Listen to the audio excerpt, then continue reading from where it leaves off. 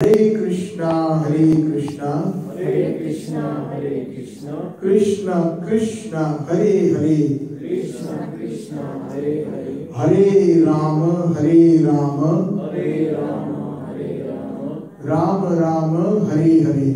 Rama Rama, Hare Hare. Thank you very much. Hare Krishna. So I'm very fortunate to be here again in your Namhatta in Eindhoven, and very happy to see some of the old faces here and some new faces.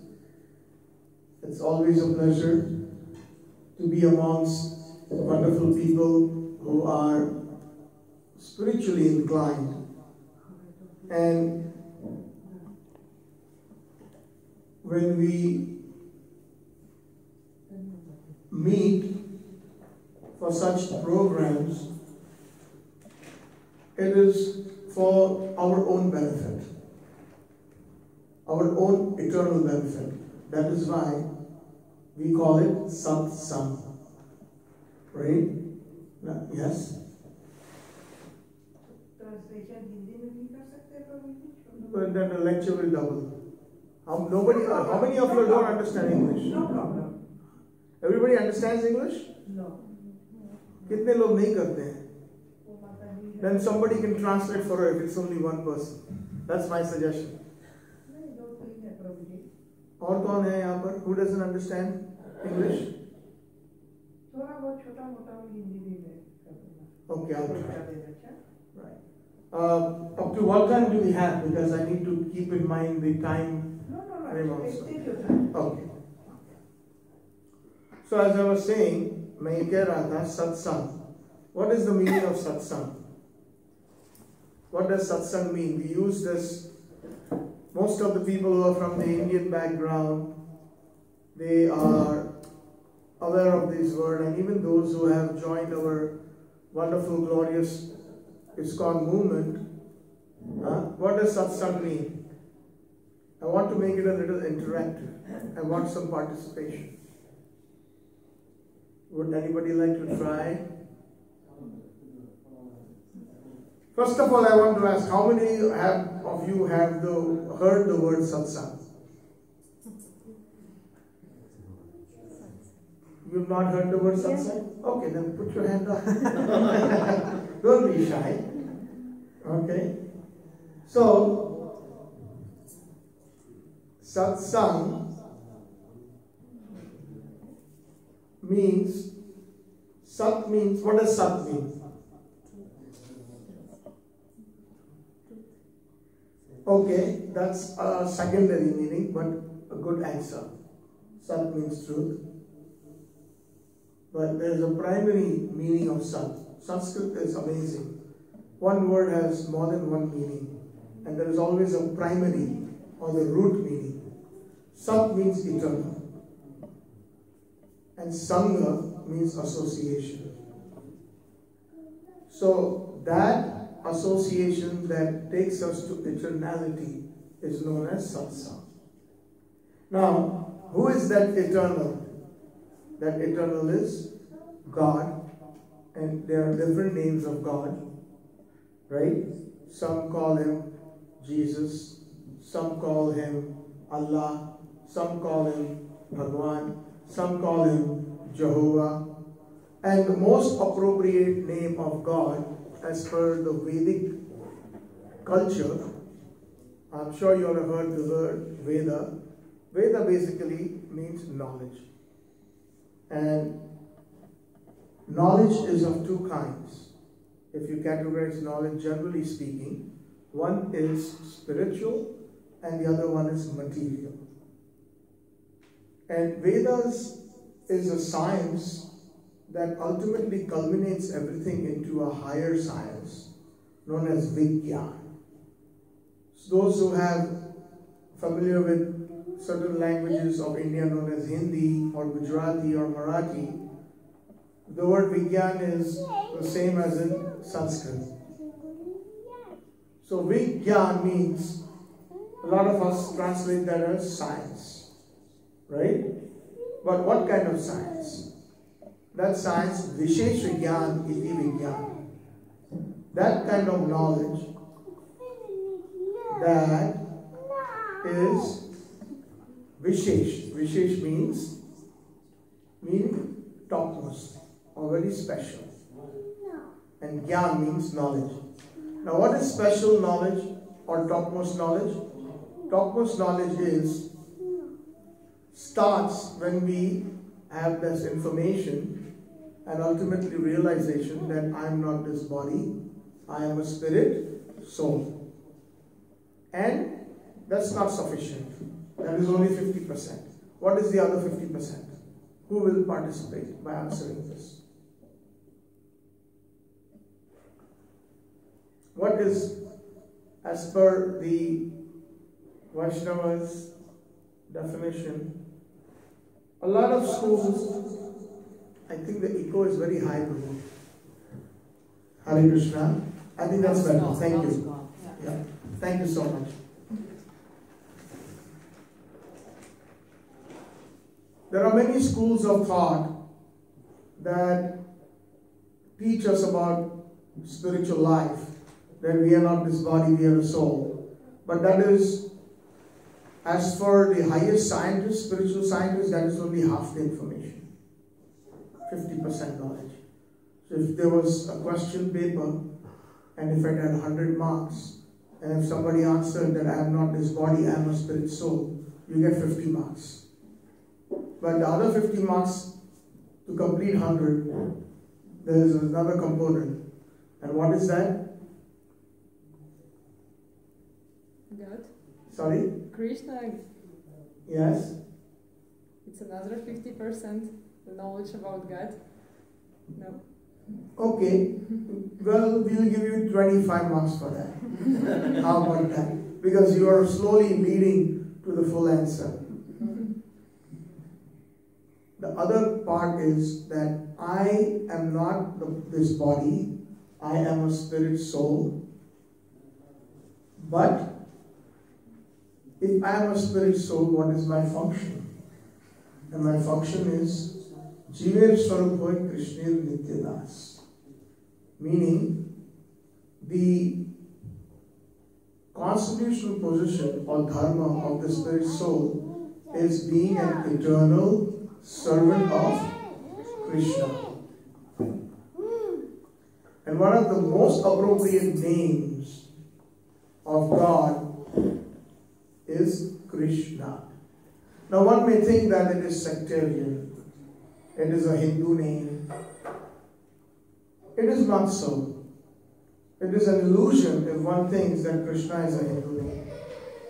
Krishna is simply a word in Sanskrit, just like we have different languages. We have Dutch, we have English, we have German or Deutsch, we have Latin, we have Hebrew. Very ancient languages are there, like Latin, Hebrew, etc. So one of the most ancient, most language known to mankind is Sanskrit.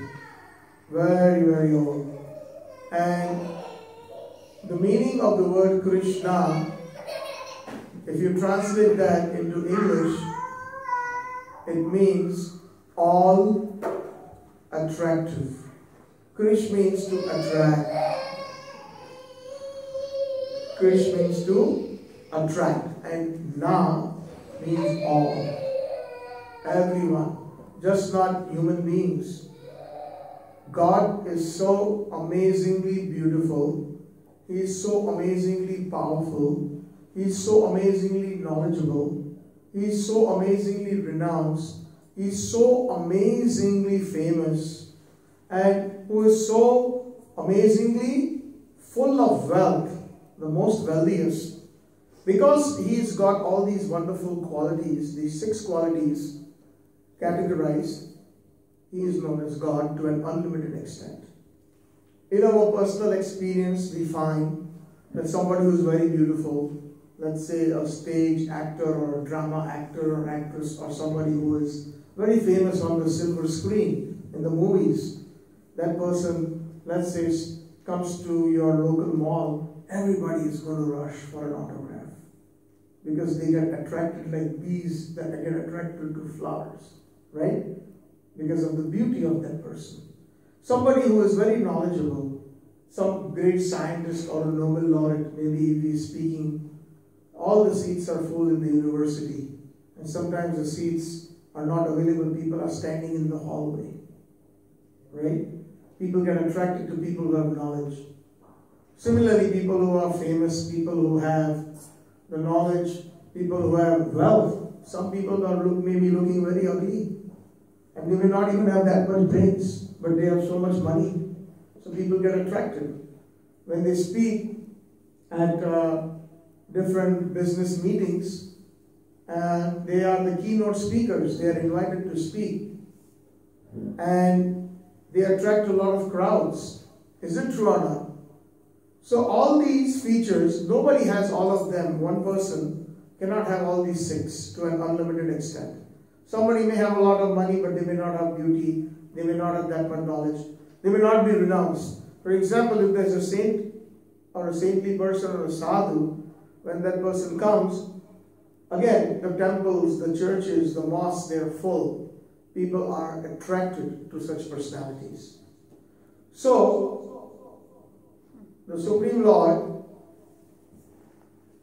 Suresh, I think was good before. It was perfect. It's good now. Thank you.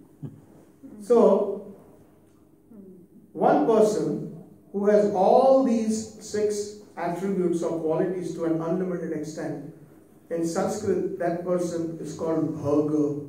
It's called who? Bhaga. And Van means one who possesses. So one who possesses knowledge, in Sanskrit is known as Dhanvan. One who possesses Gyan one who possesses wealth is known as Dhanvan. One who possesses knowledge is known as Gyanvan. And one who possesses all these 6 qualities to an unlimited extent, or opulence, or Bhaga, is known as Bhagavan. So what better name what can one give to God? One of the most attractive names of God, or the best names of God, is Krishna, one who attracts all. Therefore, he is known as Krishna. So, Satsang, as we started this topic today with the word Satsang, Sat means it will take you to eternal. And who is eternal? The Supreme Lord is eternal. And when Sangha means association. When we are in the association, that is chanting, hearing, glorifying the Supreme Lord, the Supreme Eternal Lord, that ultimately we will also acquire that eternal residence or eternal nature. Everything else that we do outside of satsang will only keep us again and again in this temporary, ephemeral world that is full of miseries. In the Bhagavad Gita, Krishna says that this material world qualities are dukkhalayam or shashvatam. It is full of miseries. Sometimes we think that we are not miserable, but actually we are miserable. Prabhupada uses a very wonderful phrase. He says, cessation of pain, we consider that as happiness. Or cessation of miseries, we consider that as happiness. That is not true intelligence. Supposing if somebody who is extremely sick and is in pain or she is in pain, and when that pain stops temporarily, either because of some medicine or there is some temporary relief, and that person says, I am very happy. Is that the definition of happiness? No. Because that is not our natural state to begin with, to being sick. Falling sick is not our natural state. Our natural state is always being happy. Anandmaya abhyas. That's what we are. The jiva, by nature, is full of happiness. Another name of the soul is Satchitananda. The nature of the Supreme Lord is Sat. What does Sat mean? Eternal. Thank you. So Krishna is eternal. Chit means, anybody wants to try?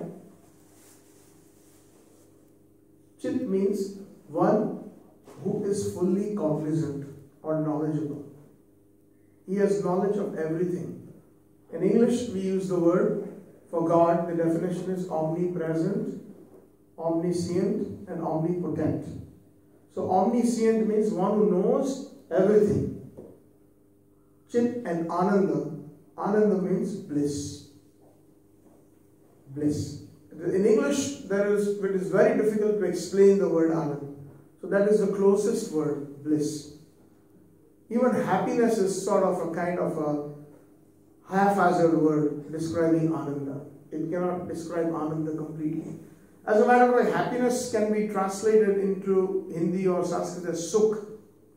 But anybody who knows these languages, Sukh and Ananda, there is a difference. Sukh is derived from material things, and Ananda is derived from spiritual. So Sanskrit is a very perfect language. It has so much meaning, every word, every letter, every syllable. It is considered Dev Bhasha, the language of the gods, language that Krishna speaks. Krishna spoke the Srimad Bhagavad Gita in Sanskrit. Millions of years ago, it is first he said that I spoke it to the sun god, Vivashwan. And then Vivashwan spoke it to his son, Ikshwaku. And then Ikshwaku spoke it to his son. Who is his son? Manu. They were one of the origins of mankind. Man, the word man that is coming, it comes from this word Manu, Manushya. A lot of the words are derived. Sanskrit is the mother language for many words. Even in German, in Deutsch, a lot of the words are from Sanskrit. So, what I was trying to point out here, share with you all is, when we have a spiritual association, it will take us to eternality. It will take us to Krishna. It will take us to the Supreme Lord, ultimately. Because the Supreme Lord says that whatever your consciousness is at the time of death, you will attain that particular destination. Yam yam vapi smaranam bhavam tajeti ante kalevanam. Whatever your bhav or your consciousness is, you will, at the time of death, then you will attain that particular new destination or a new body. So, it is very important to remain God conscious or Krishna conscious throughout our lives. Because death can come to us any minute, any second. There is no guarantee that only after you cross 80 years, death will come. Right? Death can come to a 2-year-old child. It can come to a 15-year-old boy or a girl. It can come to a 30-year-old man. It can come to a 50-year-old, 60-year-old. It can come at any minute, any second. So Prabhupada used to say, our founder Acharya, who preached this Krishna conscious movement throughout the world, more well known as ISKCON, International Society for Krishna Consciousness. He used that word consciousness. Consciousness does not mean that you have to give up your life in family, or give up your job, or give up your school, or give up other activities that you are meant to do with other temporary duties that are there for taking care of your children or your family, or sometimes your extended family, such as your relatives, or sometimes your society, or even your country. So these are all different temporary duties that we all acquire with the body.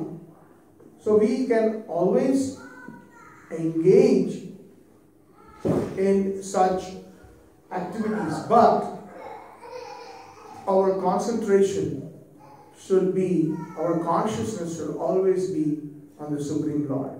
While thinking of Him, whatever activities we do, we continue doing. And then those activities, whatever we do, we offer the results to Krishna. We should not get attached to the results. That is very extremely difficult. That's what these are the basic teachings of Bhagavad Gita. That everything that you do, all work you do, Krishna says, do it for me. And offer it to me as an offering.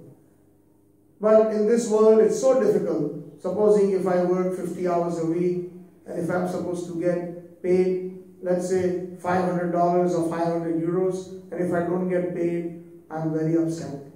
We get very upset because we work so hard. We will start complaining to people. I worked so hard and my boss did not pay me. I worked so hard and I lost that money. I was coming home and I had this cash in my wallet that I got paid and somebody stole it, or my wallet fell or somebody took it on the bus or the train. We are so attached. And these attachments bring us happiness and distress. Happiness and distress. And these are all temporary diseased conditions. So we have to go beyond this. That is known as Vigyan. That is known as Vishesh Gyan. That is known as science. The true science. True science starts by understanding or at least receiving the knowledge that I am not this body. I am a spirit, soul. And if we do not understand that, then unfortunately we have missed the goal of human life. The Vedanta Sutras and the Vedas, they propagate with a lot of stress that Athato Brahma Jigyasa, meaning Athato means therefore, Brahma Jigyasa means one has to inquire about a higher consciousness or higher being or a higher purpose, Brahma, or inquire about spirituality, or inquire about God, inquire about who am I, where did I come from, what activities did I perform that I am in this particular body or this particular condition, where will I go after this, what is is there a God, what is my relationship with God? These are intelligent queries that only human beings can have that faculty to perform.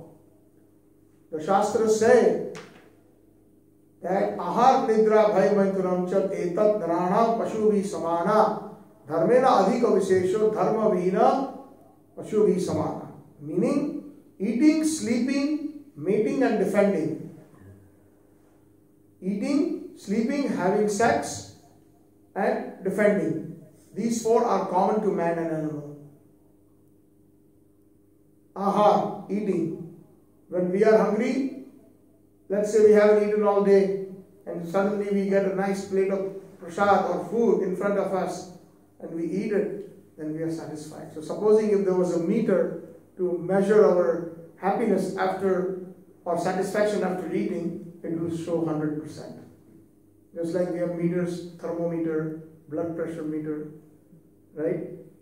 And if that same meter were to be put on a dog or a donkey, and if that dog or donkey has not eaten all day, and then when they get the grass or whatever food it is, and when it is full, you put that meter, it will also show 100% satisfaction. Same thing with sex. It is not that only human beings get pleasure in sex.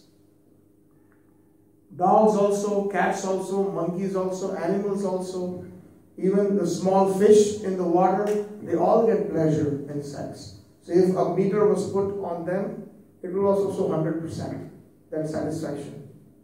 And so us on human beings. And bhai, fear. Fear, out of fear we attack. Fear is the main cause.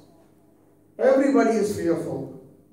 Sometimes when we are walking on the street, suddenly there is somebody walking faster, we look behind, we are a little scared. Why is this person following so closely to me? Sometimes we are walking a little bit in the dark and you hear footsteps, we are fearful. Fear. So this fear is there in all of us. We are fearful of death. Nobody wants to die. Everybody is fearful of death.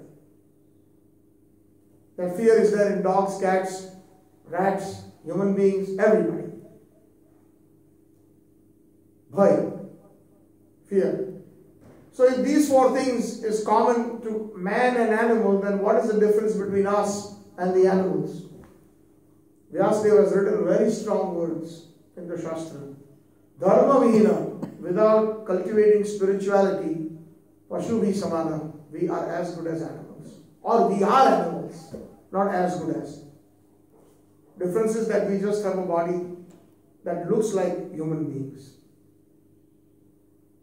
Dharmena adhika vishesho. So we have one, what is the difference? Vyasadeva answers that question. The difference between the animals who are performing these four, eating, sleeping, mating and defending or fearing. Eating, sleeping, mating and fearing. These four functions, man and animal is common. But we have an extra function, which is a fifth function. Dharmena adhika vishesham. Dharma means spirituality, cultivating Krishna consciousness. Adhika means that extra faculty. Dharmena adhika vishesha. Vishesh means that specialty we have, which animals do not have. But dharma vihina, without cultivating spirituality, very strong words, pashubi samana. We are like animals. So we should be, and we are very fortunate, those souls who have gathered, who are interested. There are so many, thousands and thousands of people all over the world. The churches are empty, the mosques are empty, the temples are empty compared to the population. How many people are interested in spirituality? Even in the name of God, people find an excuse to have material things that are not even good in terms of their own health or even their own spiritual well-being. For example, right now in India there is the Ganesh festival, and there are so many who are participating in that. But some of them in the bigger cities, they find an excuse. Because it's a festival, we should drink and be merry. So they drink a lot of alcohol. Christmas, Jesus Christ never drank. Jesus Christ was a pure vegetarian. We talk about Thanksgiving. And in Thanksgiving, millions and millions of turkeys are slaughtered. They are bred in the slaughterhouse. So much sin is being cultivated in the name of thanking the Lord. We are imitating and copying uncultured people. Yes, when the British came to the West, they found the Red Indians or the Native Indians, and they had some turkey. They were not cultivating any farm. They used to live on buffalo. They used to live on meat. They were living out in the wild, wild West. They did not know anything about agriculture. And then they would hunt wild turkeys, wild birds, and they would kill them and eat them. And when the British came and they gave them some coffee and some other material things, in exchange for thanking them, they picked up a turkey like that and gave them that in exchange. So since then, that became Thanksgiving. This is our degraded culture. In the name of God, we thank by killing and putting plates of meat on our table, and then we offer a thanks to God. How can God be happy? Think about it. Everything belongs to God. Every living entity is a son or a daughter of God. Krishna says in the Bhagavad Gita, Mamaivamsha Jiva Loka Jiva Bhuta Sanatana. Every living entity is my part and parcel, my ansha. So, if they are the part and parcels, how we can only say that only human beings are part and parcels? In the Bible, let's go back to the Bible, those who are familiar with the Bible. We had the fortune to study some of the key things in the Bible. In the Bible, in the Old Testament, when God talks to Adam and Eve in the Garden of Eden, He says, I give you dominion over all that exists here. The flowers, the fruits, the animals, the birds. So what does dominion mean? Dominion means to rule. To rule means to protect. Supposing if you are the ruler, a president or a prime minister of a country or a king or a queen of a country, so they have dominion of the country. Does that mean that they say, oh, you know what, you look so nice, I'm going to bring him to the kitchen, cut him up, and I'm going to eat him on the plate next day. Dominion means to protect. So even animals have to be protected. So, Thanksgiving, Christmas, people in the name of Christ, so much, maximum sales of liquor and alcohol, and the sales are there in all the stores just to make money. And people use that as an excuse. 99.9% of these people will open a bottle of champagne or wine or beer or other varieties of alcohol on Christmas Day, but they will not even go to the church even on that day. So I was originally saying that the churches are empty, the mosques are empty compared to the population. 0.0000 some percent are coming.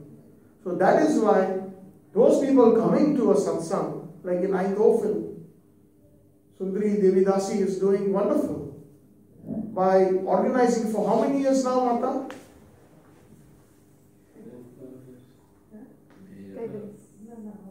50. Almost 2 decades.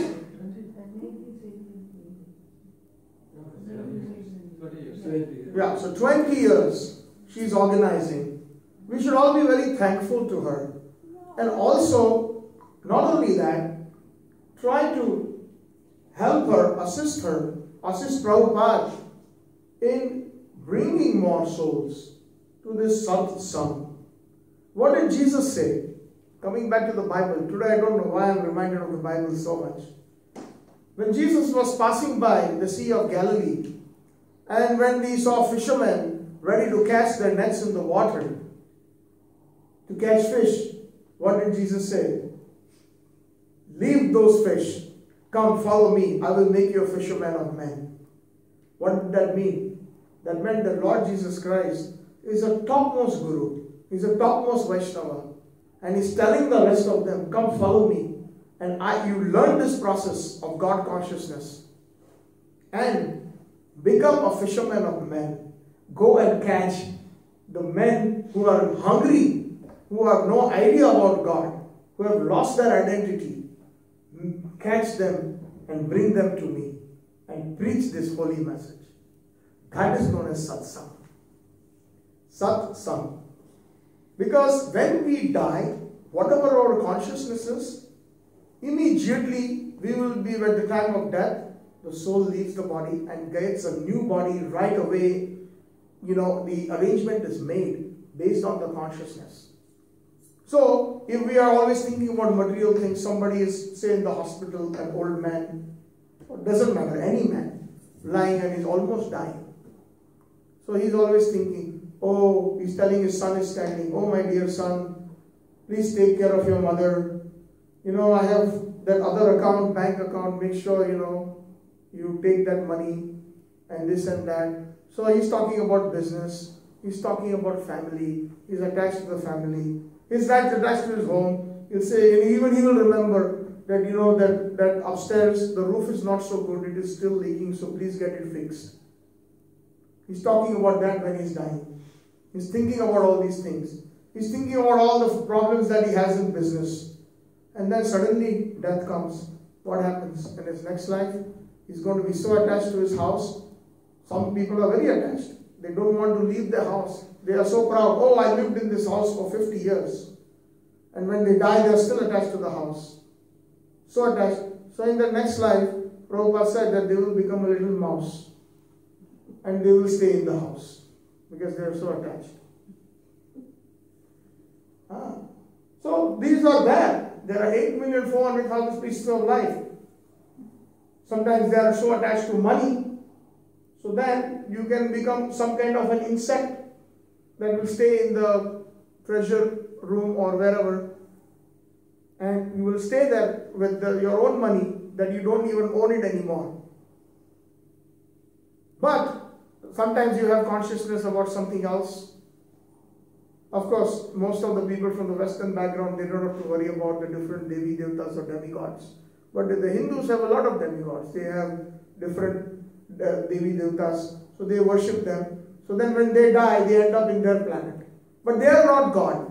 actually. They are all servants of God. That is why the Hindu culture or the Sanatana Dharma, I don't like to use the word Hindu because Hindu is not a word in the scripture. It is an acronym, or not an acronym but a misnomer given by the British. When they crossed into the northwest frontier province, across the Indus River, the settlement that was there, they call them the Hindus. Hindus, people living across the Indus River. And then it became Hindus. Actually, there is no such word in the scripture known as Hindus. But most people identify the Hindus, those who follow different Devi Devatas, or the Vedas, the Vedic culture, followers of Krishna consciousness. So the Vedic culture, the science of the Vedic culture is amazing. Our forefathers used to name their children with the names of God. Somebody was called Govind, somebody was called Suresh, somebody was called Ramesh, somebody was called Sita, somebody was called Lakshmi. So those names, etc., they were given because they know, the great saints knew that these people, especially when they are dying, they are attached to the family. So when they are dying, the person is on the bed, oh Lakshmi, Lakshmi, oh Govind, hey Suresh, Hari Bol, Suresh, Ramesh, Sita, Radha, and then they die. So knowingly or unknowingly, the name of the Lord came on their mouth. So then they are automatically transported because of that to a higher destination. Because Krishna's name, anybody knows the story of Ajamil in the Bhagavatam? How many of you have heard the story of Ajamil? Please raise your hands. Okay, so I will briefly mention the Katha of Ajamil. Today is also Ekadashi, so we will do a little bit of Bhagavad Katha. Ekadashi is very powerful. Madhavati thi bhakti janani jatone palana kori. Thakur Bhakti Vinod says that Ekadashi is Madhav Tithi. Madhav Tithi means, Madhav means Krishna. Tithi means that date. That date that Krishna loves the most. It is known as, so Ekadashi is Madhav Tithi. Gaur Purnima is Madhav Tithi. Krishna Janmashtami is Madhav Tithi. Today is also Madhav Tithi because today is also Vaman Dev's appearance. Did you all know that? Bolo Vaman Dev ki, Jai. Bali Maharaj ki, Jai. So this is Madhav Tithi. Today is also it is known as Vaman Ekadashi. So in the Bhagavatam, there is a very nice, wonderful pastime. There was one very learned Brahmin who was very pious. And he had a son also, his name was Ajamil. And Ajamil used to help his father do all the different morning activities for spiritual things such as puja, chanting the verses, etc. Then his duty was to go to the market and bring some flowers, some tulsi leaves, some worshipping paraphernalia, fresh. And he was a very young boy, maybe 18 years or something like that. And he was also very well versed with the scriptures. He knew the Vedas very well, learned from his father. And very, very pious boy. He didn't commit any kind of sinful activities. He was not drinking or smoking or chewing tobacco or anything like that. So one day, his father, as usual in the morning, he used to go to the market to buy some flowers and tulsi leaves for the worship of the Shaligram. And when he came back, on the way back, while he had the flower bag in his hand, he saw one prostitute in the market. And she was with one of her customers. And she was in a very, very compromising position where she was embracing and kissing and very erotic kind of display of actions were there. So when he saw that, he stopped and he was just looking and staring. And he got attracted to that prostitute and that feeling of passion aroused in him, and he also wanted to kind of associate with her, with that woman. So what happened is, after that client, whatever she was talking to, that prostitute in the market, after she was leaving, he followed her home.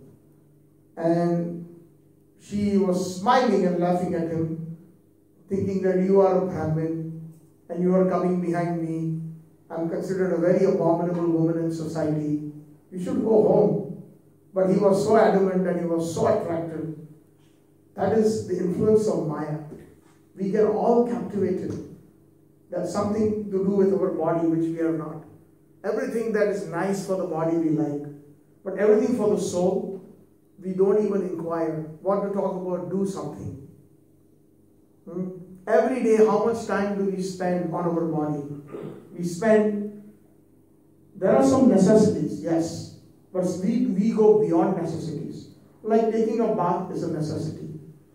But taking a bath with a 20 euro soap is not necessary. Or we may need to be nice and clean. We need nice clothes. Simple, nice clothes are good. But to buy a $200 suit, now that is, I would consider outrageous and spending too much money. So we are always, and when we spend more needs of our body, the senses are so strong that the more you give the senses material things, the more it wants, and unfortunately it never is satisfied. Whether one is drinking or whether one is just buying, as some people have what do you call, a passion for nice cars, nice clothes, nice perfumes. And some of them, they spend their entire paycheck on those things. I know one friend back in America. He used to make good money, but everything that he got on the Friday, every week he would buy new clothes. Every week he would buy new perfumes. And sometimes when he needed some money, he didn't have any money in the bank. So the needs of the body, the more we give, the more it is going to demand. So he got so attracted to this woman, prostitute, that he just would not even take her advice and go back. She said, look, you're a Brahmin, you're dressed like a Brahmin, you're a Vaishnava, and you are coming like this, following me in my house. What do you think the society will say? But he was so infatuated, he was so intoxicated with her looks and her demeanor, then she finally said, okay, I don't care. For me, a customer is customer, whether Brahmin or a Shudra. Whether you are a king or you are a beggar, as long as you can give me money, I can satisfy you.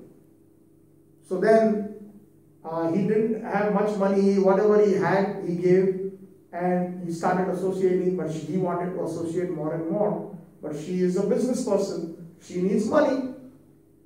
So she said, I cannot continue with you if you cannot give me money. So then he started borrowing from people that he knew because of his father's reputation. And he went there. Now, how many times if somebody comes to you and says, I need 100 euros, 200 euros, if he starts coming every other day, then you're going to say, Baba, I don't have it, sorry. And you're going to turn him away. So everybody that he knew, he had borrowed money just to maintain his relationship with this prostitute. And everybody rejected afterwards. And he still was so crazy. And he still needed money, so the next thing he did, he started stealing. And even small stealing was not sufficient. So then he became a dacoit. And he joined a big group and he used to go out and kill and slaughter people, bring gold, more and more money. And he started living a life with that woman. He never went back home.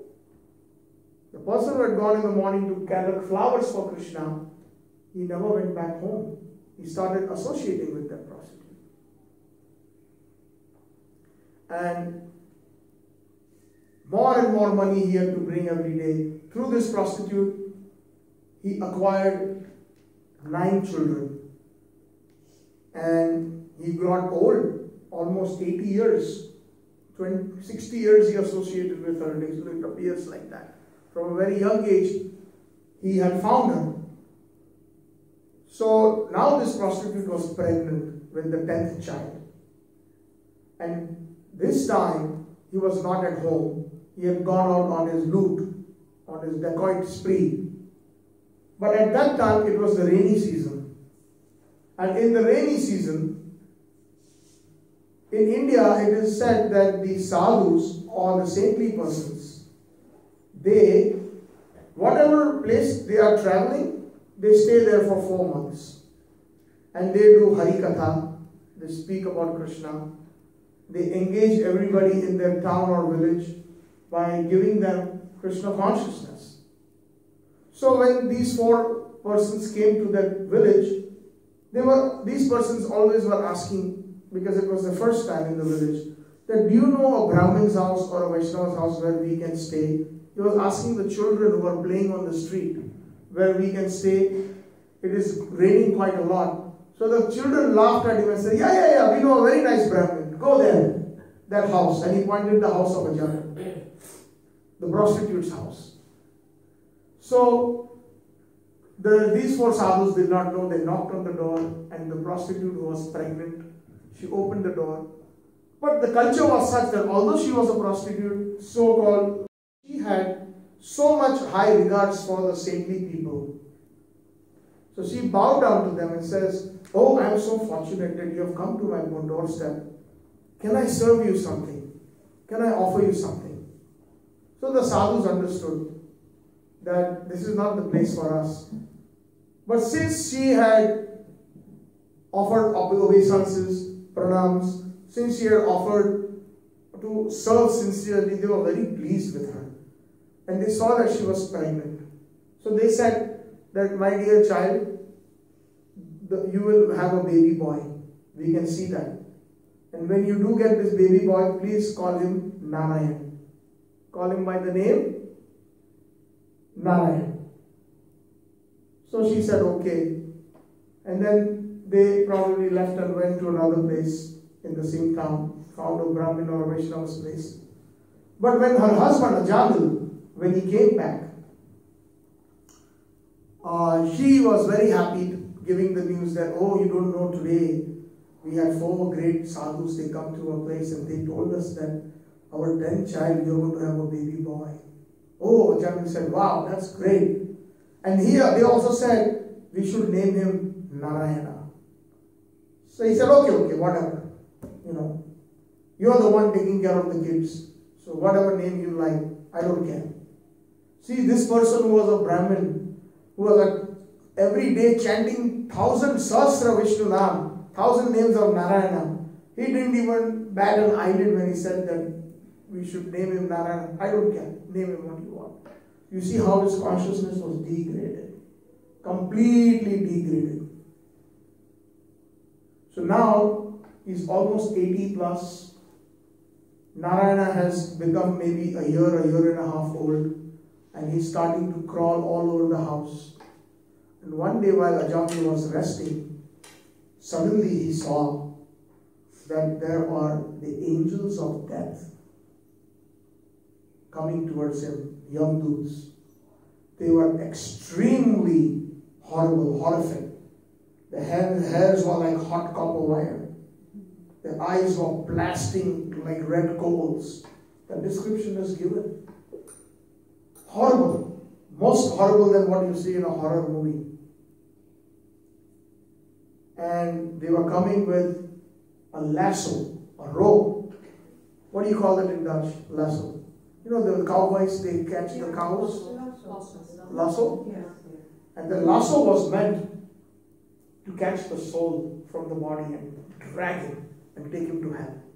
Because of all the 60 years plus of impious activities, that he had sins that he had committed. That was a long list that they got from Yamraj, the chief of the death, the god of death.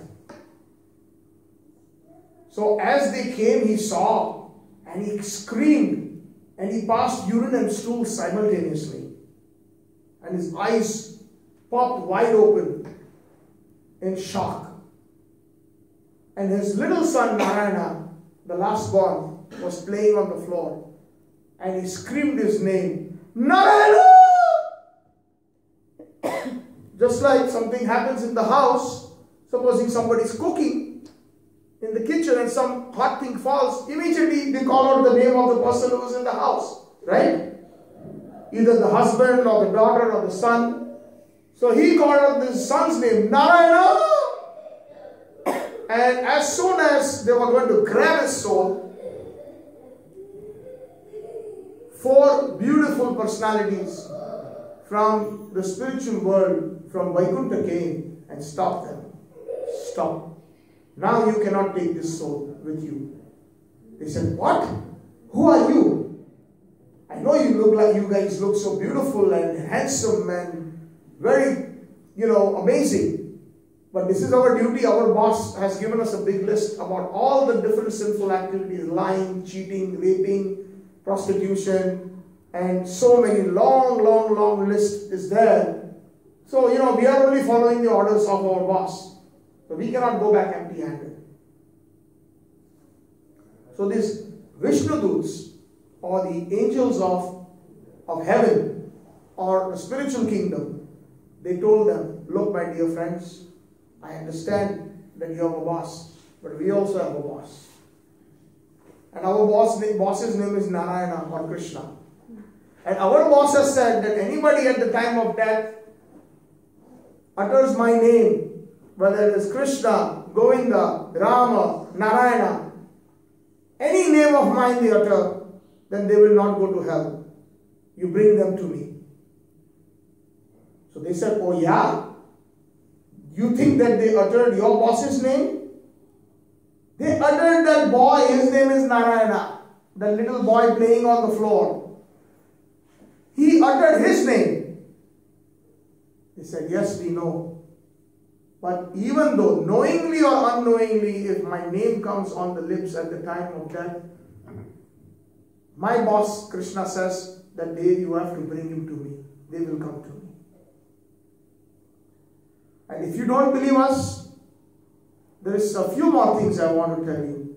Anybody, no matter how sinful they are, if they wear the Thsi mala, Kanthi mala, if they have the tilak, if they have Tulsi in their mouth, or if they have sipped the water of the Ganges, sipped the water of the Jamuna, you cannot touch them. They belong to us. Krishna thinks that this is my family member, even though he may be a number 1 rascal, but he is mine. Just like some people have pets, and sometimes the pet, you open the door, runs out. And that pet runs out, and sometimes he does a lot of bad things, like chews on somebody, or somebody's bags, or somebody's leg, or bites somebody. And ultimately, what happens when the owner comes, sees the collar, and says, this is my dog. Oh, but your dog did this. That's okay, I'm very sorry. Please forgive him. And he takes the dog back. So even we are like dogs when we behave like that. We are horrible. But if we have the dog collar, Prabhupada called this our dog collar, the country. So we should wear it. But we should not knowingly commit sins after wearing kanthi. Not that now because we have heard Ajamil's story, Krishna is not a fool. He will forgive us, no doubt. But he is not a fool. We should not take advantage of that. Unknowingly it happens. Sometimes even the greatest of the devotees, they fall down. They do. Krishna says, so api cheda duracharo. There are some of them devotees who fall down, and there are durachars. They act in such a bad way. But I still consider them as sadhus. That is Krishna's quality. But that does not mean that we should take advantage of that. That's the main point. So he says, you go, you ask your boss, not only taking the name, but these things that we have told you about tilak, kanthimala, etc. So he said, okay, I know you all come from a very good place and we can take your word. Don't take him away until I come back and ask my boss. So they go back to Yamaraj empty-handed. And they tell Yamaraj, my dear boss, we came back empty-handed, although we had a long list. And they qualify for the worst punishment in hell. This person, Ajamil. So what happened? Why did you come back empty-handed? Well, this is what happened, and they narrate the happenings. That as he was dying, he called out the name of his son Narayana. and these 4 wonderful personalities came from somewhere and they stopped us and they said they were Vishnu Dutas. They are the servants of Krishna. And they said, we have no jurisdiction anymore. Is it true? And they also said that anybody wearing Kanthi Mala, the beads with the Thsi, wearing the tilak, all these, is it true? So Yamaraj said, yes, it is true. Now we have no more jurisdiction over them.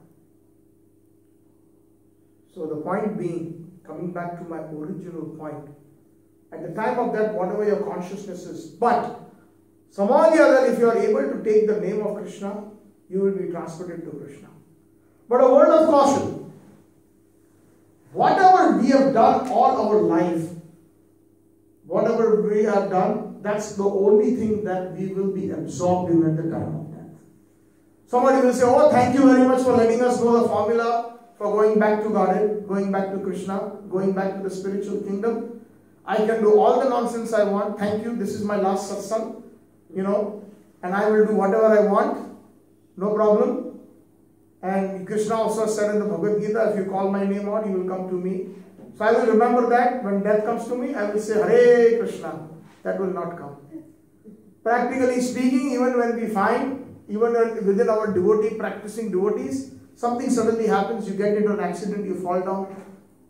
Very few people say, oh Krishna. But many people say other words. Sometimes even bad words. Sometimes the S word, etc. I don't need to spell it out. So, the point is, Krishna consciousness. That is why this Satsang is made, so that we can prepare for death.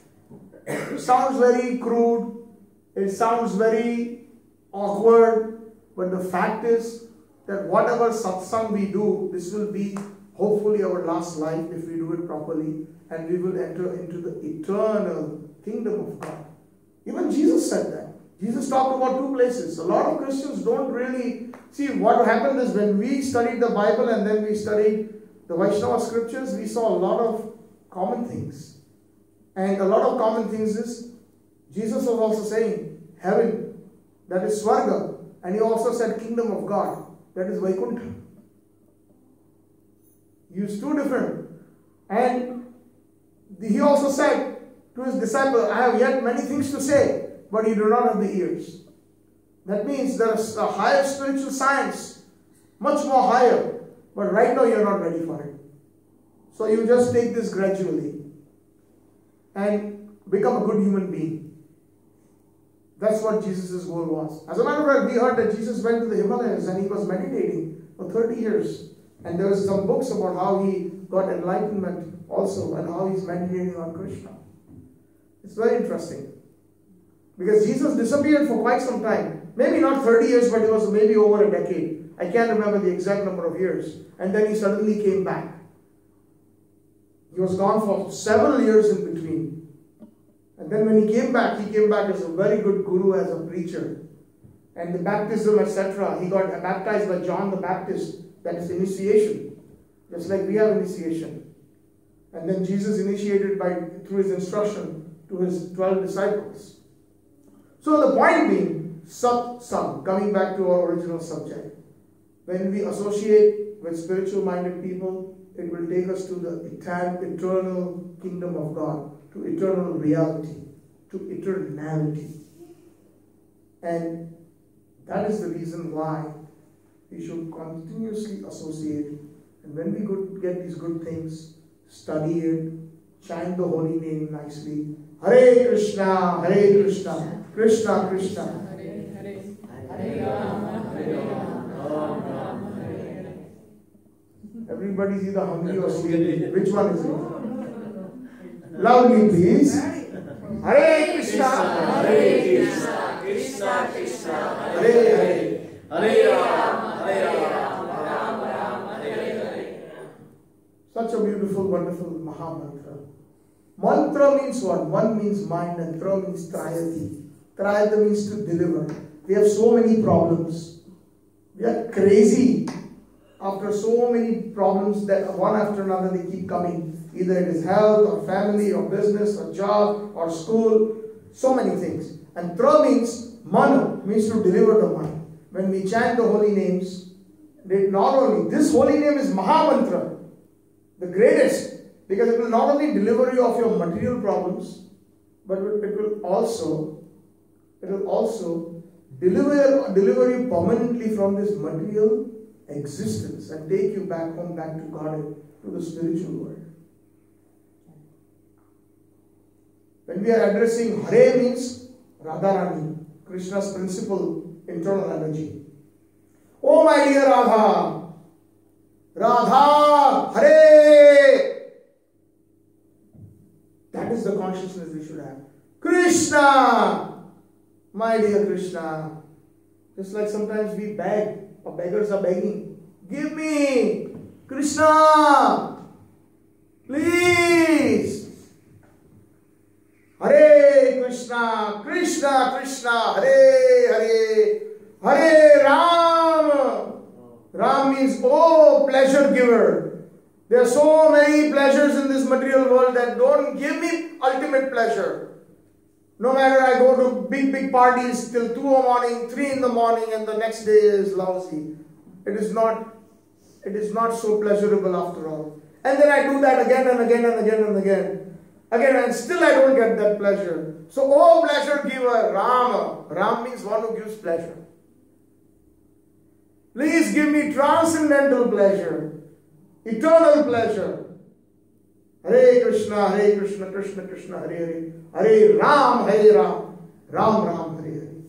I am engaged right now in serving all these different people in my life. But for what? Chapala Sukha Lava Lagire, Vajahu Remana Sri Nanda Nandana, Abhaya Charnar Vindare, Edhana Yavana Putra Parijana Itheki Ache Paratiti Re, Edhana, all this wealth, this family members, my son, my daughter, all the family members, none of them are really helpful to me. Vajahu Hariva, Jivana Talamala Kamala Dalajala.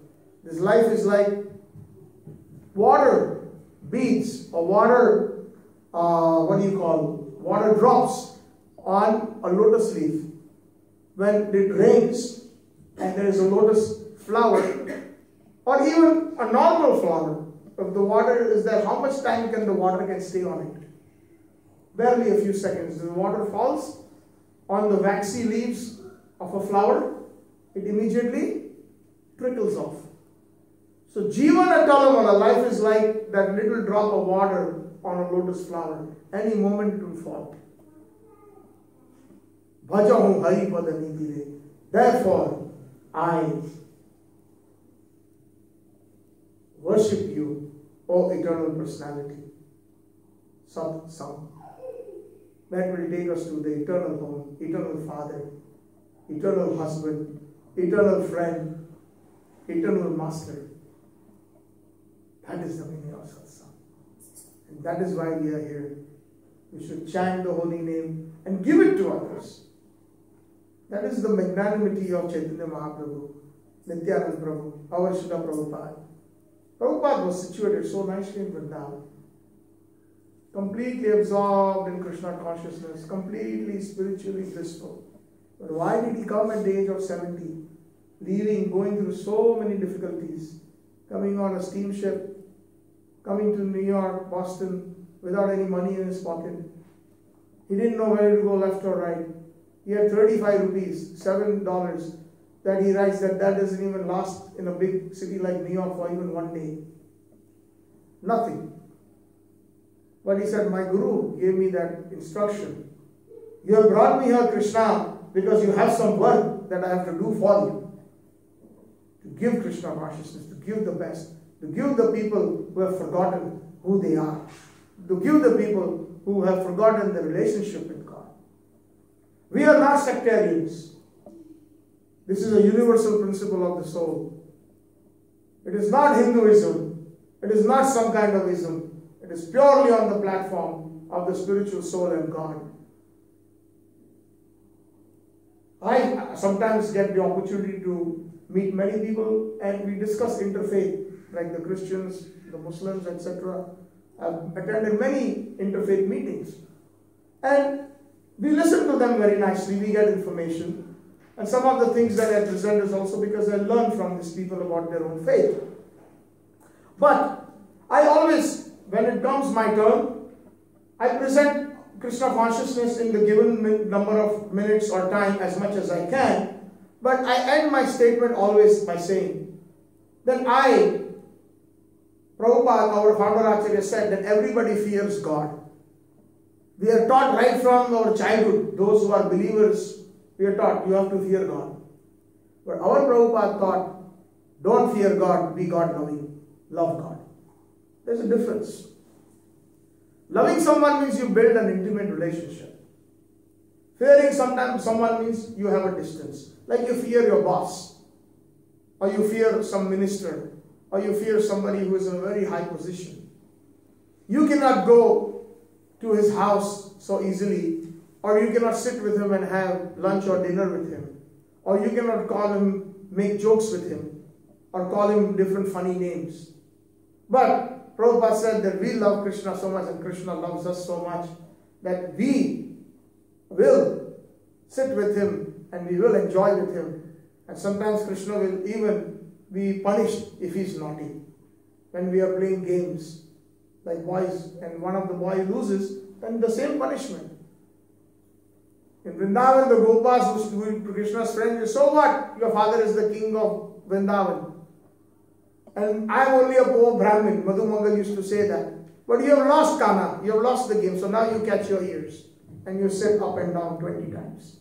Just the punishment like others. That is intimacy, that is love. That is prema. So I tell them that by the mercy of our gurus, our acharyas, our predecessors, they have given a lot of information about God. A lot of detailed information. And if anyone who is sitting in this room can give me more information about God, I am very glad to take it. Because I want to know God more, I want to love God more. We just don't call him by the name God. We have so many wonderful names of God depending on his activities.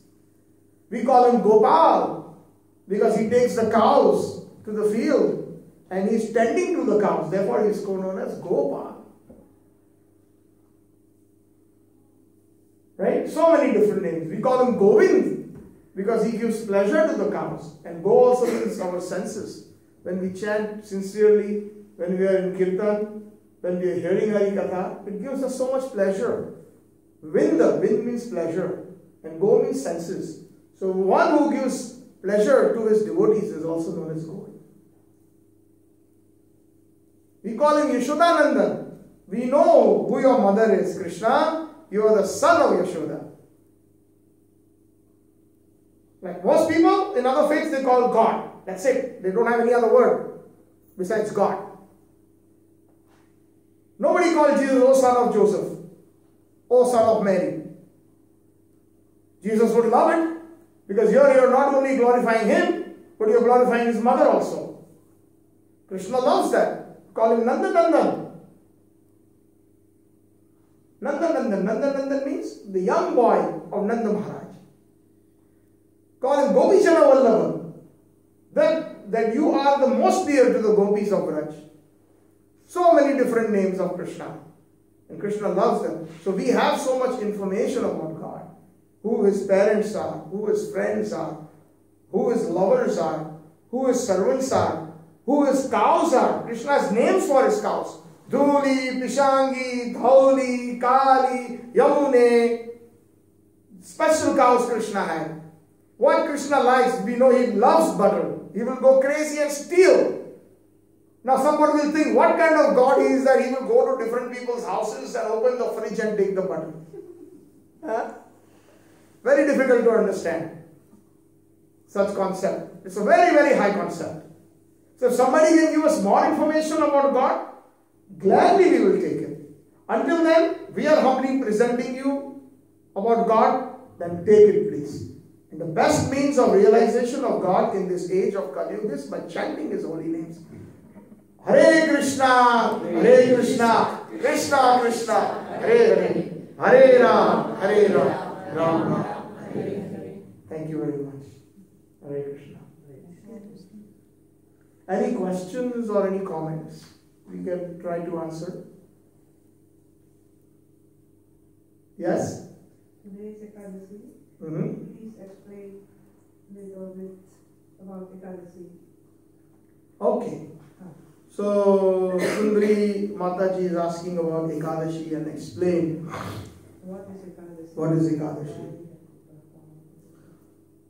The Vedic calendar has got months just like the English calendar.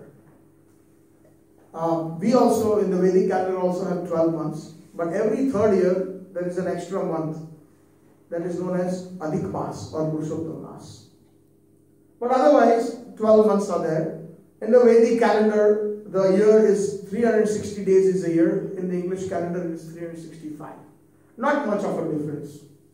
And also, we have 2 fortnights in a month. The waxing moon and the waning moon. Right? So, once or twice in a month, once during the waxing moon and once during the waning moon, what is known as the 11th day. Eka means 1 and Dasha means 11. Das means 11. Das means 10. So 10 plus 1 is 11. So Ekadash. So today is the 11th day of the month of the, I think it is the waning moon right now. On the Krishna Paksha. Krishna means dark. Krishna, because Krishna is dark, the color of Krishna. Krishna also means dark. Krishna Paksha. And like that, there are, every month there are 2 Ekadashis. And these are the special days, the days of the Lord, Madhav Tithi. Madhav means Krishna and Tithi means the day that is very dear to Krishna. Madhav Tithi. Madhav Tithi Bhakti Janani Jatane Palana Kori. Bhakti Thakur, one of our Acharyas, Prabhupada's Guru says that Madhav Tithi, this day that is very dear to Krishna, is Bhakti Janani. It is the mother of devotion. Mother of devotion, that means the root of devotion. Bhakti. Jatane Palana Kori, and I will follow this Ekadashi and these other fasting days, like the appearances of the Lord are also known as Madhav Tithi. Janmashtami, Gaur Purnima, Vaman Ekadashi, Vaman Dwadashi, it's combined. Different days, those are Madhav Tithis. And on these days are meant specially for doing more austerities, to chant the name of the Lord more and more, to hear about Krishna, to read about Krishna, and to minimize our bodily needs. The idea is that on Ekadashi day, we should ideally, our Shastras tell us, we should ideally not eat anything. Not even drink water. Nirjal. That is actually the most ideal situation. But Krishna is very kind. He has actually given provision through the scriptures that at least the least one should do is, even if you are hungry and if you cannot fast, you should not eat beans and grains. Beans and grains should be avoided. Scientifically also, time is very less, otherwise this whole Ekadashi can be a seminar by itself. Beans and grains also are good from the bodily perspective. If you stop twice a month, it also kind of regenerates your body from your physio anatomy of the body itself. It will help you physiologically. Now, how did Ekadashi come about? It is said that in some Satya Yuga, many millions and millions of years ago, Krishna had a fight with the demon Mura. That is why Krishna, one of the Krishna's name is Murari. Ari means enemy and Mura means the demon. Demon. So again, see, we also know who Krishna fought with. You ask somebody else in other faith, do you know who God fought with? I don't know. You ask anybody who Allah fought with? They don't know. You ask anybody who God fought with? They don't know. But we know details. We know God's friends, we also know God's enemies. Therefore, he is known as Murari. Another name of Krishna is Madhusudan. He killed another demon by the name Madhu. Madhu and Kaitav, they were two brothers. So, he was known as Madhusudan. Sudan means to kill. So, one who killed the demon Madhu. He is also known as Keshi Daman, or Kaliya Daman rather. The demon Kaliya who resided in the Jamuna, Krishna subdued him. One of the names of Krishna is Kaliya Daman. So many different names. Anyway, so once he had a great battle with the demon. Who was that? Mura. After fighting with Mura, Krishna displayed the pastime or leela of being very tired. And he decided to go into a cave and rest. And while he was resting, it is said that Mura came inside, or it was maybe another demon, I can't recollect fully, but another demon came and he found Krishna in that cave. And while he was resting, he wanted to kill him. So, suddenly, from his body came out a beautiful demigoddess, beautiful Devi. And she had wonderful weapons in her hands. And she had a good fight with that demon and killed the demon. And then when Krishna woke up, he saw, wow, this is my other enemy, that demon who wanted to kill me. Who killed this demon? And with folded hands, this wonderful Devi said, it is I, my master, who did it. I did not want your sleep to be disturbed. So I came out of your body and I killed this demon. So Krishna said, I am very pleased with you. Please ask a boon. Please ask me something. So she said, my dear Krishna, what can I ask you? There are so many millions and millions of souls suffering in the material world. Can you please, when they have so many sins, they will end up in hell. And it will be a very, very bad condition for them.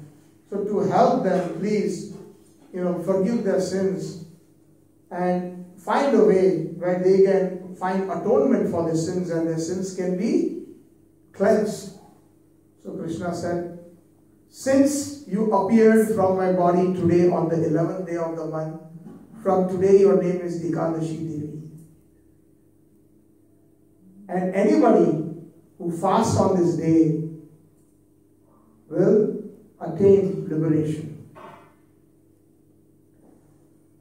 So, at that time, because again, everybody is under the protection of Krishna, Papa Purush, sin personified, came to Krishna and said, look, if these people don't sin, then I thrive in a place where there is sin.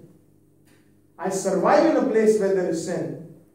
Now you're taking away my whole source of survival. How will I be alive? How can I live? And I am also, you are the master of the entire creation. And even I am your servant in one sense. So you have to tell me a place where I can live. So Krishna says, yes. You can live in the grains and beans on Ekadashi day. That will be your residence. You can live where people are gambling, where people are committing illicit sex, where people are eating meat, and where people are getting intoxicated. In such places you can live. That's your shelter. So, this is the concise version of Ekadashi. One should follow this very nicely. If you don't do anything else, if you just follow Ekadashi, Ekadashi in itself is very beneficial. Today is Vaman Ekadashi. Today Lord Vaman appeared. And today is also known as Parasva Ekadashi, where during the beginning of the 4 months, the Chaturmas, Krishna or Vishnu, Narayan goes to sleep. is called Yoga Nidra, transcendental sleep. And today, just like we sleep on one side of the bed, and sometimes we change the side, today he changes his side. Parivartini Ekadashi, Parvas Ekadashi. They are wonderful. Actually, every Ekadashi has a Mahatmya, meaning importance. And today's importance is the wonderful pastime of Vaman, how he liberated Bali Maharaj. Do we have time to narrate that pastime, Mother, or shall I stop here? Yes, Prabhuji, take your time. Okay. So, it so happened, in the Treta Yuga, there was a demon king, Daitaraj, known as Bali Maharaj. And Bali Maharaj had performed a lot of penances, a lot of tapasya, to please the Lord. And then he became extremely, very powerful. Now he was a devotee also. The qualities of the devotion came because Bali Maharaj's grandfather was a great devotee. Does anybody know who he is? Prahlad Maharaj. Prahlad is the father of Virochan, and Virochan is the father of Bali Maharaj. So Bali Maharaj is the grandson of Prahlad. So because Prahlad Maharaj was a great devotee, we sing the prayers, right? Narsingha prayers. Namaste, Narsingaya, Prahlad, Lad, Daine. One who gives great pleasure to Prahlad. So, being a devotee here, he was devoted, but he still had these material desires of being very powerful. So he attained that.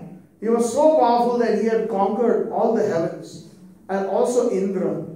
He had actually tied Indra up, the king of heaven. So now Indra and the demigods or the Devi Devatas were very fearful of him. So they approached Krishna and they said, look, this is the thing. And he comes from a demoniac family, you should do something about it. So Krishna promised, okay, I will be born and I will save this issue that Indra has. Etat chavsha kalapunsha krishnastu bhagavan swayam Indra ari vyakulam. Bhagavatam says that, Krishna, you are the Supreme Lord, you are the only Bhagavan. And your amshas, the expansions, meaning Lord Narayana, etc., Vishnu. Indra ari vyakulam. Those who are the enemies of the demigods or Indra, you are an enemy of them. So Indra said, and the demigod said that you have this Bali is our enemy, and you have to help us. So Krishna says, okay, I will be born as the son of Kashyap and Aditi. So he's born as a dwarf, very sweet dwarf boy. What is dwarf in Dutch? Dwarf. Okay. Right. So he was born as a very cute baby boy, like a dwarf, not a baby boy, but a dwarf. And he appeared as a Brahmin boy. And he said, he assured his mother Aditi, who was the mother of Indra, his brother, don't worry, I will get back his kingdom, I will get back the peace. So he takes the form of a Brahmin boy and he goes to Bali Maharaj. And Bali Maharaj respects Brahmins. He says, please come, my dear Brahmin.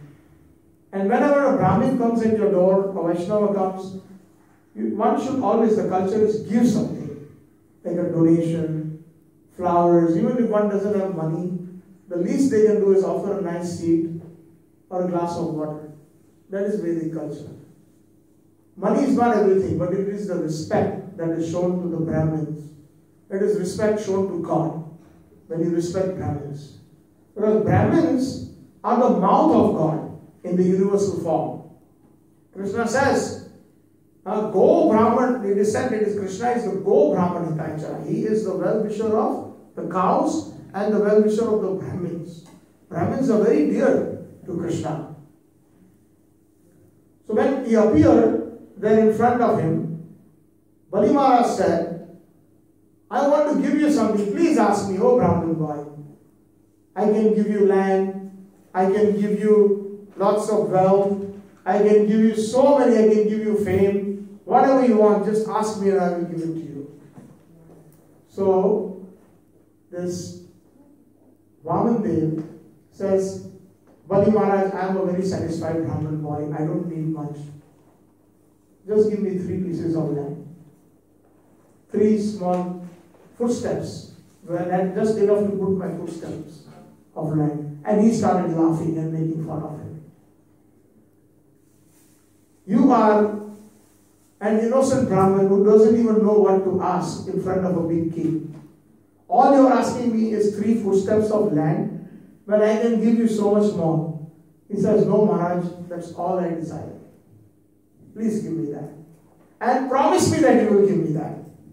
Now his guru was watching. Bali Maharaj's guru was Shukracharya. He knew who this person was. This is Vishnu. And he warned Bali Maharaj. Bali, this is not an ordinary Brahmin boy. He is asking for 3 steps of land, but he will take everything from you. Be warned. Don't give him that. You can give him something else. But Bali Maharaj said, no. If it is Vishnu, then he can take it anyways. He is all powerful. And if he is not Vishnu, then he cannot do anything to me. So in either case, I have to promise. And then he asked his guru, or rather Vaman Dev asked Shukracharya, are you going to make the sankalpa? Sankalpa means you take a few drops of water in your hand and you promise. That is the Vedic way, that I will do such and such a thing. So that becomes like an official promise, a formal promise. So then, since Shukracharya didn't want to do that because he knew who Vishnu is, then Vaman Dev said, okay, no worries. He doesn't want to do it. I am a Brahmin. I can do the sankalpa. I can help you do the sankalpa. So he took the water from his pot and he was about to put it in the hands of Bali Maharaj, but no water would come out of it. No water would come out of it. Because Shukracharya, the guru of Bali Maharaj, he was a big materialist yogi. He knew a lot of yogi tricks. So he had entered that pot and he blocked the hole of that pot because he didn't want Bali Maharaj to officially promise by taking the water in the hands and making sankalpa that I promise you that I will give you 3 footsteps of land. Because if he had taken the water and he done that, it was finished. He cannot turn back. That is the Vedic system. So then, of course, Vaman Dev, who is Krishna, he knew that Shukracharya played that trick. So he put a little stick inside the spout where the kamandal is and he poked in it. And then, when he poured out, blood came out. Because the stick went into Shukracharya's eye.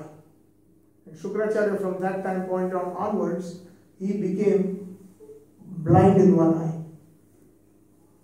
So the significance of our Acharyas explained that anybody who stops you from worshipping Krishna, from worshipping Narayana, from devotional service, whether even if it is your own guru, you should reject him. And such people, whether it is your family members, your brother, your sister or whoever, they are like Shukracharya. If they stop you from doing devotional service, they will eventually become blind in one eye. It's a curse. So you should reject it. So Bali Maharaj actually, it is big. One should not disobey the order of the Guru. Guru Mukha Padma Vakya Chitte Te Kori Agya Aur Na Kori Vamane Asha. We sing that in the Guru Puja, right? Guru Mukha Padma Vakya, whatever the words that emanate from the mouth, lotus mouth of the Guru, Chitte Te Kori Agya, I will do it with my full heart. I will follow every instruction. Aur Na Kori Vamane Asha. I will not have any other desire. But there is an exception.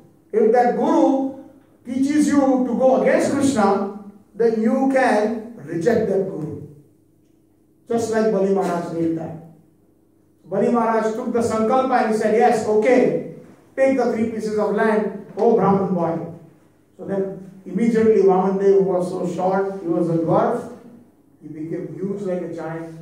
And with his first step, he covered all the lower planetary systems, the hellish planets. With the second step, he covered the earth and all the heavenly planets. So in one Brahman, or in one universal system, 14 planetary systems are there. Middle is the earthly planet, and there are 6 heavenly planets and 7 hellish planets. So in the first 2 steps, he covered the entire universe. So then he said, my third step. So he tried to, with this action, Krishna knew that Bali Maharaj is his devotee. And sometimes devotees get very proud. So Krishna sometimes wants to teach them a lesson. And what more auspicious lesson can it be when Krishna personally comes and teaches and gives him darshan? So then, you promised 3 footsteps of lamb. There is the third one. Because Bali Maharaj had actually practically, he was the king of the entire universe. Even the heavenly planets he had captured. He had become so powerful. And that was the main reason why Indra, his brothers, and the other Devi Devatas were scared. And they prayed to Krishna that you come and do something.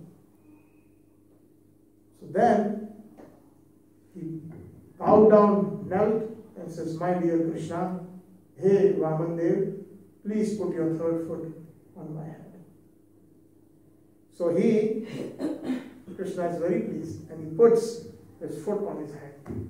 And anybody who attains the lotus feet of Krishna, how fortunate that personality is. And our Acharyas explained why Krishna did this one. Because he was a very, very dear devotee, Prahlad. It was his grandson. So one of the things that we have to understand from this pastime also is that if we become good devotees, even though our family members sometimes may not be Krishna conscious, or they may be completely demoniac, or they may be of different natures, Krishna is very kind. He will also deliver them. He will also show his grace to them. But first we have to become first-class devotees in order for Krishna not only to extend his mercy on our loved ones, on our family members, not only in this life, but they said that Prahlad Maharaj, when he was asked by Nrsimhadev, I am very pleased with you, ask me, what do you want to ask? He says, I don't want anything except the service of my Guru Naradji. Or if you want to give me something, my father was a great demon, he did a lot of sinful activities, please forgive him and please liberate him. So he said, don't worry about that, Prahlad, that is already done. 71 generations from the past and 71 generations yet to come, they will all be liberated. Because Krishna had promised that Bali Maharaj is second in generation in Prahlad Maharaj's birth line. After Virochan, his son, Virochan's son is Bali. So 71 generations of Prahlad Maharaj were given mukti or liberation. Not only that, because he was because Bali was very dear to Prahlad, Prahlad had a special affection for his grandson. So Krishna also had special affection. He said, I am so pleased with your humility that you have given me your own head in spite of you not being able to give me anything else. He drove him all the way down to the hellish planets known as Sutala. And Sutala, it is said, is very opulent. It is extreme, more opulent than heaven. Yes. As a matter of fact, Krishna asked a big palace to be constructed by the demigod's architect Vishwakarma, specially to be made for Bali Maharaj. Yes. And he said, Bali Maharaj, you rule there, stay comfortable, and you rule the entire Sutala planet. So there are 7 hellish planets: Tala, Vitala, Atala, Sutala, Mahatala, Rasatala, Patala. So Sutala is a very big hellish planet, but it is full of opulence. And then not only that, the icing of the cake is yet to come. I am so pleased with you. You asked me for some benediction. He tells Bali Maharaj, now you ask me something and I will grant it to you. First Bali Maharaj said, you ask me something, oh Brahman boy. And Brahman boy took away everything in 2 steps. And then finally, out of humility, when he offers his hand, Krishna is pleased and he's saying, now you ask me, now that you have given me this wonderful Sutal planet and this palace, I know Sutal has got 49 entrances or 49 gates. And in 49 gates means I have the choice to go out of them from my palace in 49 different gates. So Bali Maharaj is very clever. He wants the association of Krishna. And he asks in such a way, he says that I want you to guide each and every entrance of my palace. Out of all the 49 places. So whenever I leave, I see your darshan. And that's why when we leave our house also, the proper system is to look at the Lord, take darshan and leave. It is always auspicious. Narsingadev, Krishna, Prabhupada. Whenever you leave your house. As a matter of fact, try to, if you have a nice place by your door, keep a nice picture of Krishna. And then when you wear your shoes and when you're ready to leave, offer your obeisances and then you leave. When you leave your house. Because you never know what we can get into when you leave your house. Right? So many unpredictable things can happen. But when you take the darshan of the Lord and leave, everything becomes auspicious. So he says, I want my palace to be auspicious. I don't want that I forget you. Therefore, I want you to remain. And Krishna obliged by becoming a gatekeeper, becoming his servant.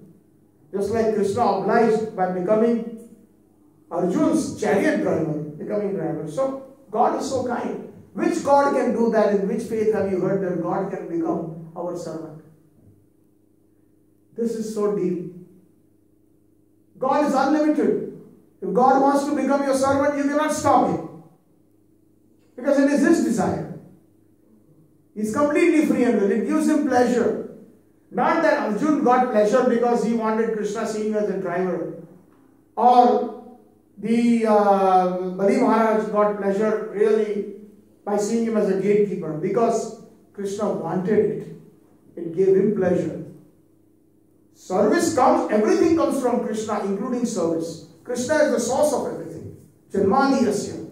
So this seva attitude that we have, whether we are believers or non-believers, we are always serving. Supposing if somebody is not believing in God, she is also serving God, family, country, society. That it's the nature of the soul. You cannot take it away. Doesn't matter if you are Hindu, Muslim, Jain, Christian, Judaist, whatever you are.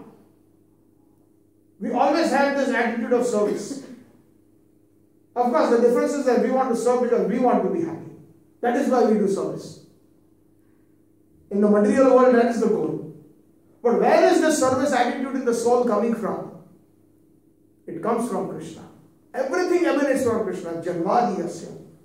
The first Vedanta, the Vedanta Sutra, the first two sutras says that. First sutra, Janmadiyasya. Bhagavatam, first three words. Janmadiyasya. Janam means creation. Adi means everything else, the sustenance and even the final destruction. Yasya, O Krishna, it comes from you. So this Bali Maharaj, Krishna personally served as his gatekeeper, and due to his surrender, and surrender means he became very humble. That is the most important thing. Sometimes we are blessed with so many things. Devotees are blessed with money, with good facilities. But we have this tendency, sometimes we get power. Sometimes we become either maybe in a society, president, or some kind of high position we have, right? But we become arrogant sometimes.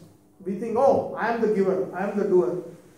But Krishna, through the example of Bali Maharaj, expressed that no, ultimately I am in control. Ishvara Parama Krishna. I am the ultimate controller. And the sooner we realize it, the better for us. There's a nice, I will end with this nice lines that I'm reminded from the Bhagavatam. Prabhupada used to quote this. I think it was one of Prabhupada's favorite quote. It's from the 10th canto Srimad Bhagavatam, if you get a chance to read it. 88th chapter, verse number 8. So very easy to remember. 10, 88, 8. 10, 888. Right? 10, 888. 88th chapter, 8 verse. Where Krishna says, Yasya aham anugrahanami Yasya aham anugrahamami harishye shanai dharam. To whom I show my special mercy, I slowly take away all material things.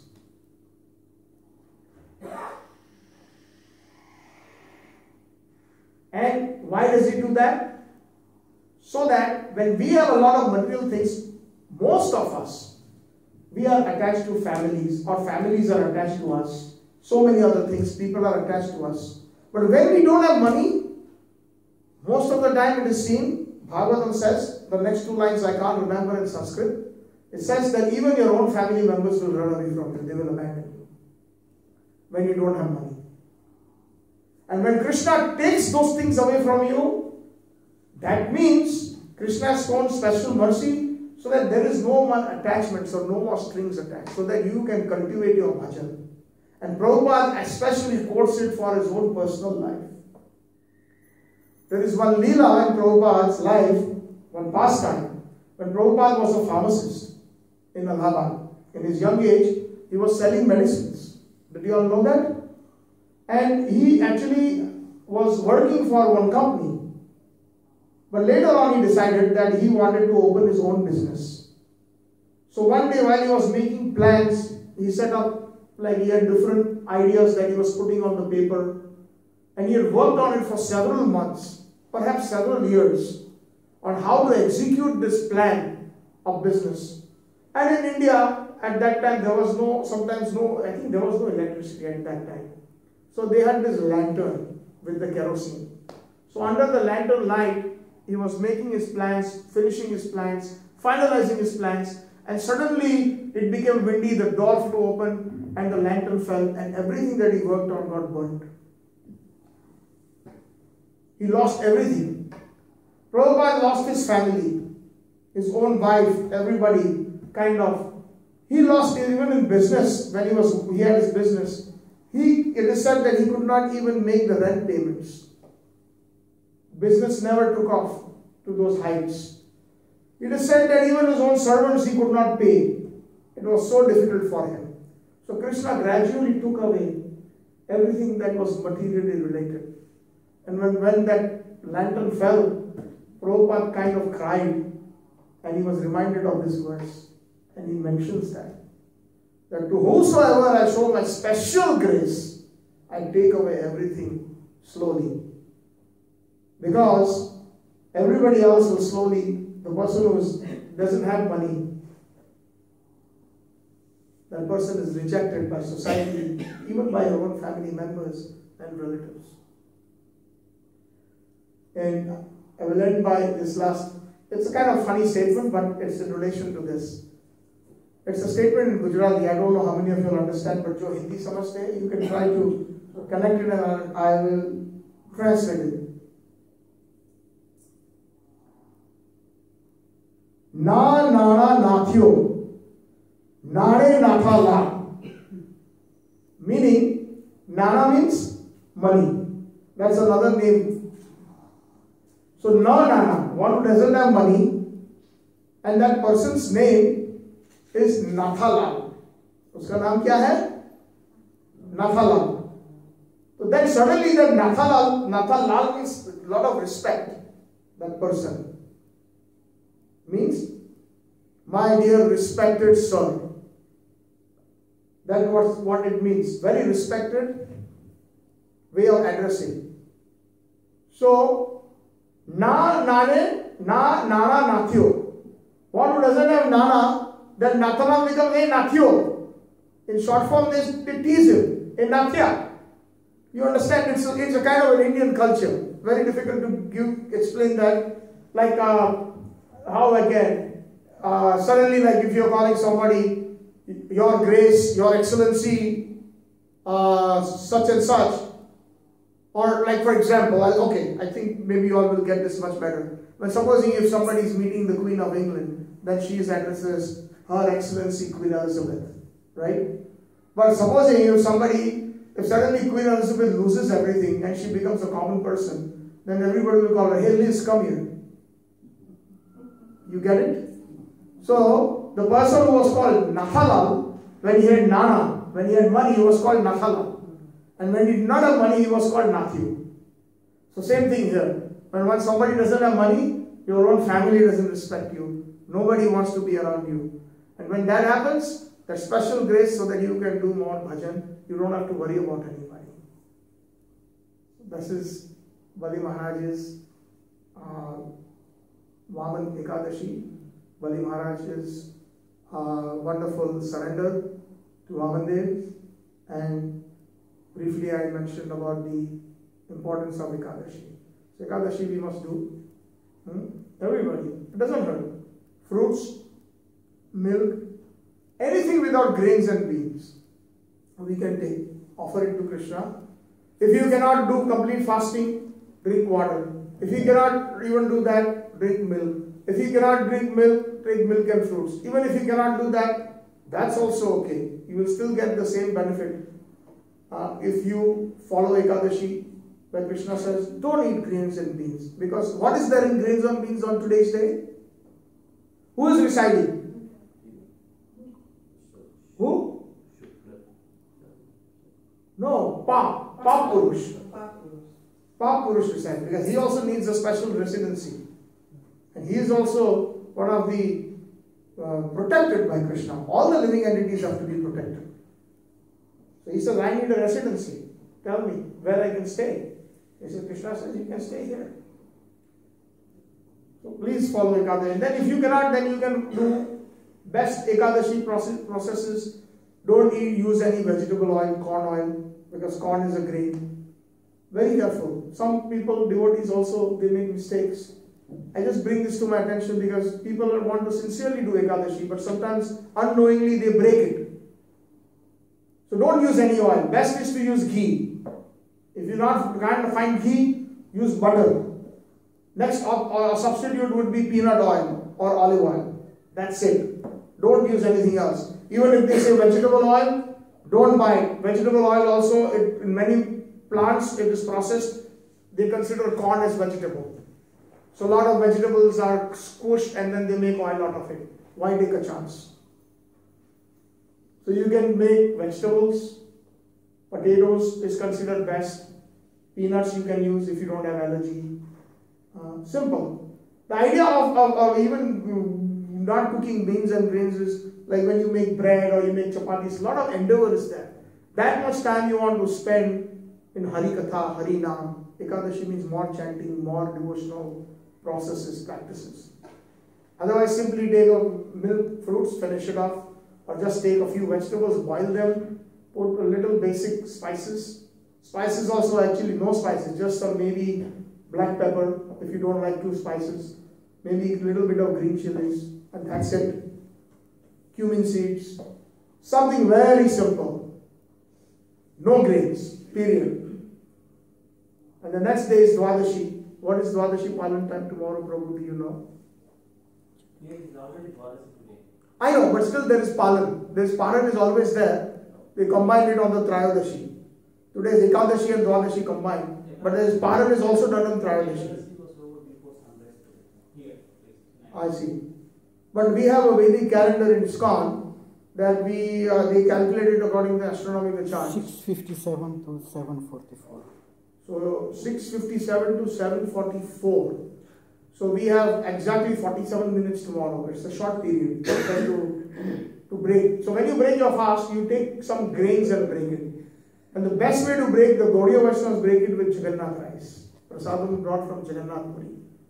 So if you don't have it, maybe some devotees may have it. It doesn't take a lot. Even a small little few grains will last you quite a bit. All you need is one grain during that time to break it.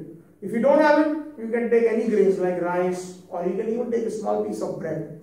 Chant Hare Krishna and break your fast during that. Then your Ekadashi is completely successful. So these are Vedic systems these are austerities for our spiritual well-being. Thank you very much.